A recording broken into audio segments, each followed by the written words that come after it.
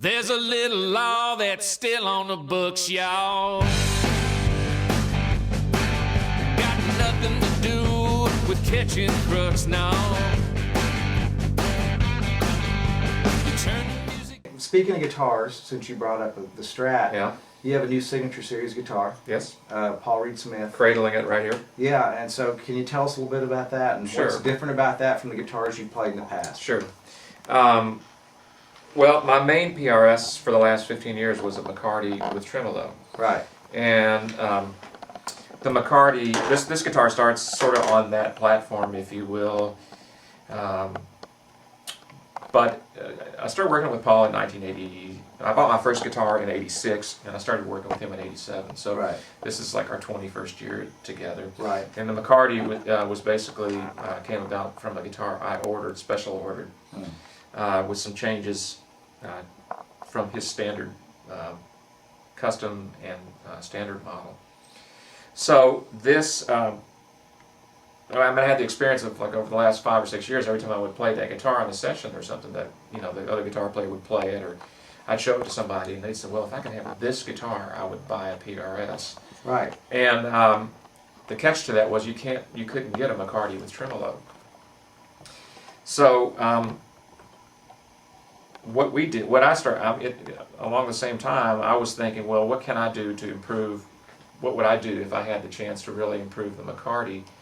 And started adding up a list of things and thinking about some different stuff. Talked to Paul about them a bunch, and we finally just said, you know, why don't we just do a new model with all these things you're thinking about? And the main differences are that, number one, the finish is gloss nitro finish, which is the first guitar they've done that's had a gloss nitro. They've done some satin finishes, but it's definitely more labor intensive than the poly stuff or the satin. It resonates better there, right? It definitely, yeah, it's a lighter finish. It allows the wood to resonate more. I like the way it feels.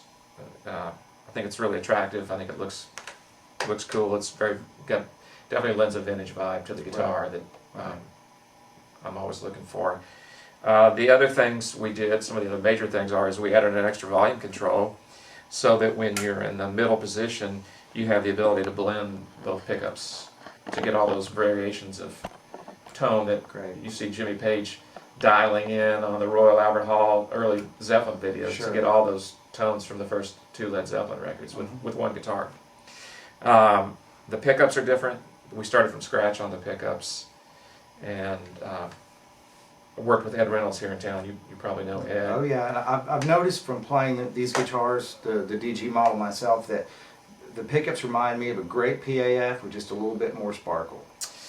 Well, that's what I'm hearing. I mean, we were definitely going for a good PAF quality, and I've owned 4 or 5 guitars that had PAFs. They're not all great. Right. I mean, it was when they wound those pickups, it was sort of, you know, were you reaching for your cup of coffee when the machine was running, or, you know, how many turns they got on there or whatever. Right. Was a little bit random.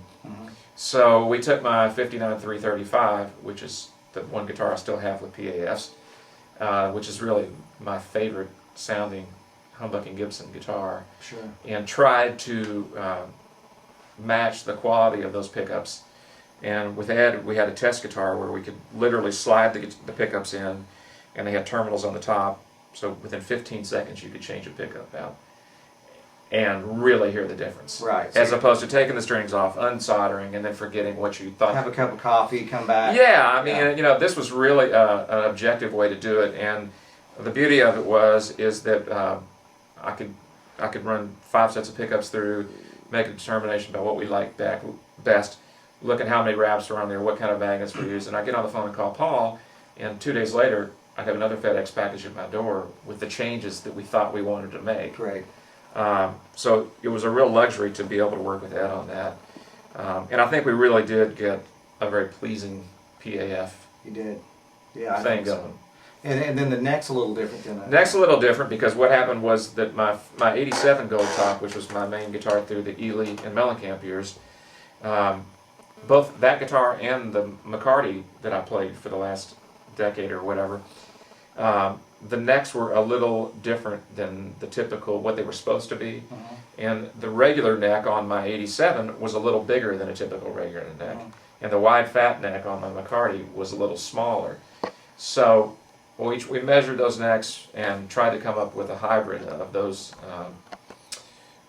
the two best necks that I favored over the years. And what we ended up with, I'm not sure what they're calling it, but it's not as big as a wide fat. It's probably a little bigger than an old regular. But, you know, there seems to be a misconception to me about playing a lot of reissue guitars that the necks are just ridiculously big on. And I mean, having owned some late 50s Gibsons, they were never that big and never squared off or whatever. But I think we got a really good compromise here, something that's big enough to really make the guitar resonate, but it's very playable. You still have locking tuners. Well, they're locking tuners, but they're the Phase 2 locking tuners with the brass sleeves, collars, whatever they call them. Right. And the very lightweight Ivoroid pegs, which I like the way they look. It's an aesthetic thing. Right. They match the pickup rings. They have kind of a vintage vibe, but they also don't weigh anything. And the metal ones that would normally go on here weigh about a half a pound if you hold them in. So this is more like a Kluson equipped guitar, where it has that feel and that vibe that you get out of a lighter tuner. There. Exactly. It's sort of a Kluson vibe, but with better function. Cool.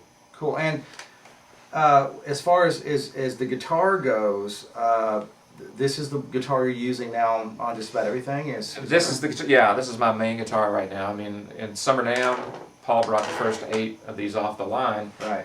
And I've been playing the prototypes for a couple of years, for the whole last year on the Dixie Chicks tour.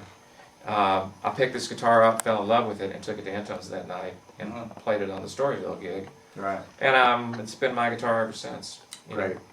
Well, I mean, it says a lot, because you've got a lot of great custom guitars that Paul built you over the years, and if this is the one you're sticking with, and that's a big deal. Yeah, I'm really happy with it. I mean, I couldn't be more happy. I feel very, very lucky to be working with those guys, and it's a really talented bunch of people that have a lot of pride in their work. And well, I have to say, I just met Paul Reed Smith in person, really for the first time at NAMM in LA just a few weeks ago. He's like the most personable, caring guy when it comes to what he's doing. It's like it was really really a testament, I think, to the kind of work he does, that he's willing to like take a lot of time with people and really try to get things right. Yeah. He's really a good person. I totally agree, and it's, when you go to NAMM and watch how many people are trying to get his attention and vying for his attention and have a story to tell him or want to know why they can't get their hollow body in fuchsia or whatever. He's very patient and tries to talk to everybody. Yeah, but I'm very proud to be part of that family.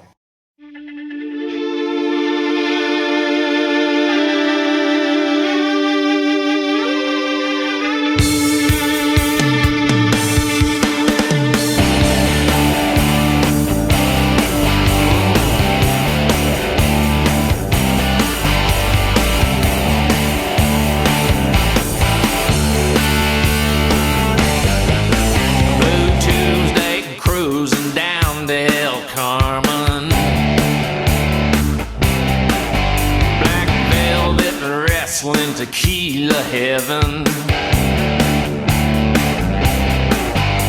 I got a little something ain't on the menu.